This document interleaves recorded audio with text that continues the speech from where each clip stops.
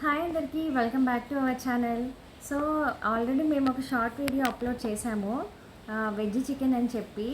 So మీరు thumbnail చూసుంటే అది ఏంటో మీకు తెలిసిపోయే ఉంటుంది. అది చికెన్ అయితే కాదు, అంటే ఇది యానిమల్ క్రూయల్టీ ఫ్రీ అనమాట. అందులో మనకి యూస్ చేసే ఇంగ్రీడియంట్స్ ఏంటంటే వీట్, సోయా ఇలాంటివి యూస్ చేస్తారు. అవన్నీ ప్రొడక్ట్స్ కానీ మనకు అన్నీ క్లియర్గా మెన్షన్ చేస్తారు. అయితే చూడ్డానికి అచ్చం చికెన్ లానే ఉందండి. నాకు అసలు ప్రిపేర్ చేసేంత వరకు కూడా తెలీదు.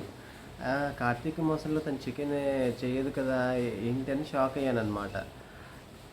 తిన్నాక కానీ అర్థం అవ్వలేదండి. కానీ తింటే మాత్రం మనకి టేస్ట్ డిఫరెన్స్ ఉంటుంది.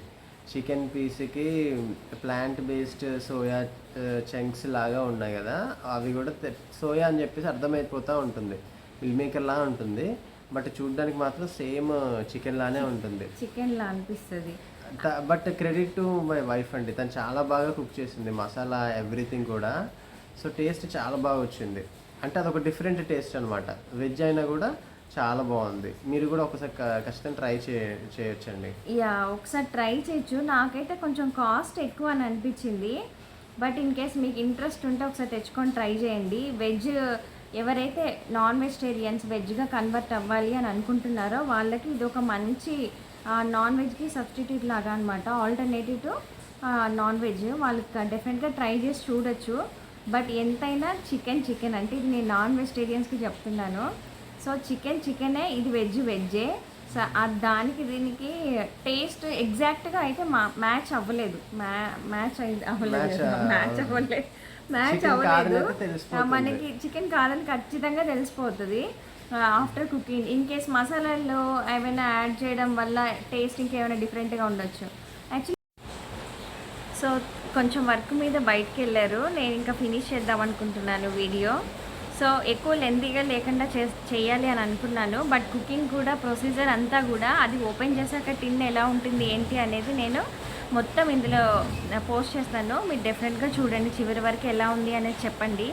ఇన్ కేస్ మీకు ఈ వీడియో నచ్చితే లైక్ చేయండి, షేర్ చేయండి, subscribe to our channel. Thank you for watching. Actually మీరు చూస్తున్నారు కదా, ఈ టిన్లో వచ్చిందనమాట మనకి. నాకు టిన్ కొంచెం డ్యామేజ్ అయింది. టిన్కి మొత్తం మనకి అక్కడ కవర్ ఉంది, అయితే ఇట్లా డ్యామేజ్ అయ్యి సొట్టపోయినట్టు అనిపించడం వల్ల నేను లీకేజ్ ఏమైనా అయిందేమో అని చెక్ చేద్దామని అప్పుడే తీసేసాను అనమాట. అంటే కంప్లైంట్ లాడ్జ్ చేయొచ్చు కదా ఇమీడియట్గా అయితే అని చెప్పేసి. బట్ ఓకే, మనకి డ్యామేజ్ అయితే ఏం అవ్వలేదు, మంచిగానే వచ్చింది.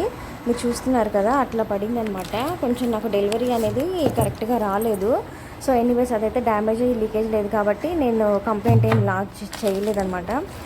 అండ్ మీరు చూస్తున్నారు కదా, మనకు ఒక చిన్న ప్యాకెట్ ఇచ్చారు, మసాలా ప్యాకెట్ అది. సో దాని మీద ఎక్స్పైరీ డేట్ డీటెయిల్స్, వాటిలో యూజ్ చేసిన ఇంగ్రీడియంట్స్ అండ్ ఆల్సో ప్రొసీజర్ అనమాట. అది చికెన్ ఎలా చేయాలి ఏంటి అనేది కూడా మనకి ఇచ్చారు. ఇది చూస్తుంటే మీరు డేసీ ట్రీట్స్ అనే కంపెనీ నుంచి తీసుకున్నాను నేను. కాస్ట్ నాకు 385 ఏమో పడిందండి. అది మీకు చూపిస్తాను నేను, వేరే పేపర్ మీద ఎక్కడో ఉంటుంది. అది నేను తీయడం కూడా నాకు డ్యామేజ్ అయిందనమాట. నేను క్లియర్గా ఎక్స్ప్లెయిన్ చేయాలి అన్న ఇంటెన్షన్తో తీసాను. సో కుకింగ్ ప్రొసీజర్ చూద్దాము. ఆనియన్స్, టమాటో, అల్లం వెల్లుల్లి పేస్ట్ నేను ఒకటేసారి మిక్సీ పట్టేశాను. ఆ టిన్ని మొత్తం ఖాళీ చేసి ఇలా బౌల్లోకి తీసుకున్నాను. అందులో కొంచెం లిక్విడ్ లాగా ఉంది, ఇది ఉంది. సో ఇది ఫ్రై చేసుకోవాలని రాశారని నేను కొంచెం ఆయిల్ వేసి ఫ్రై చేసుకున్నాను. ఆ లిక్విడ్ని అలా పక్కన పెట్టాను.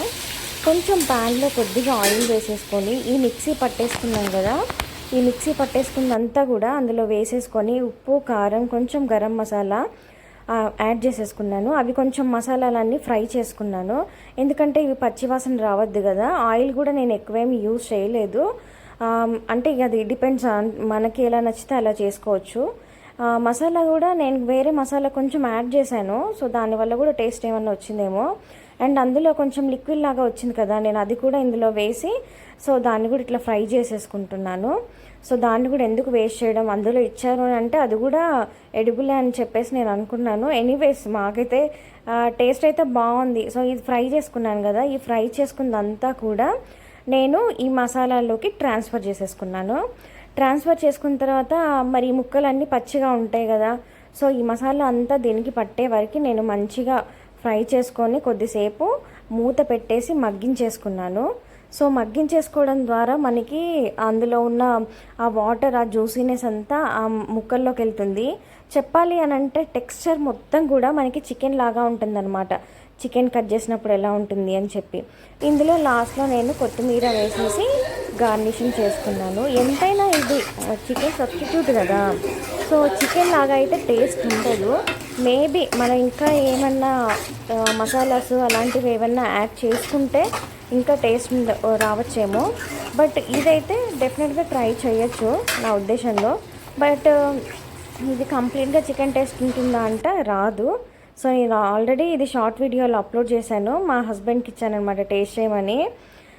So that's it guys, thank you for watching. Please do like